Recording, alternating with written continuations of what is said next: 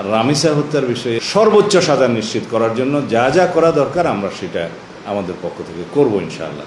আপনি ইঙ্গিত করেছেন, ধর্ষণ এবং হত্যার পরে আসামিকে 7 ঘন্টার ভিতরে গ্রেফতার করতে আমরা সক্ষম হয়েছি। আদালতে স্বীকারোক্তিমূলক জবানবন্দি দিয়েছে, সাথে সাথে একদিনের মধ্যেই সেই 164 স্টেটমেন্টে তার সহযোগী অপরাধী হিসেবে তার স্ত্রীকেও, তার নামও এসছে, তাকেও গ্রেফতার করা হয়েছে। আমরা খুব দ্রুততার সাথে আদালতের অনুমতি নিয়ে ডিএনএ টেস্ট করিয়েছি।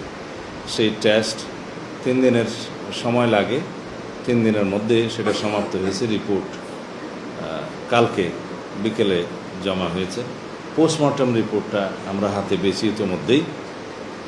এগুলো সব একসাথে করে কম্পাইল করে চার্জশিট প্রণয়নের কাজটা কালকে রাতের মধ্যে সমাপ্ত হয়েছে। আজকে দিনে আদালতে সেটা সুপর্দ করা হবে, হয়তো ইতিমধ্যে হয়ে গেছে। এবং আদালত এর মধ্যে ছুটিতে যাবে, আপনারা অনেকে জানেন। কিন্তু এই বিশেষ আদালতটা ছুটি মাননীয় চিফ জাস্টিস বাতিল করার চিন্তা করছেন। এখনও হয়েছে কিনা আমি জানি না, এটা আইন মন্ত্রণালয় ডিল করছে। আমরা একজন স্পেশাল পিপি নিয়োগ করেছি শুধুমাত্র এই মামলাটার ডিল করার জন্য।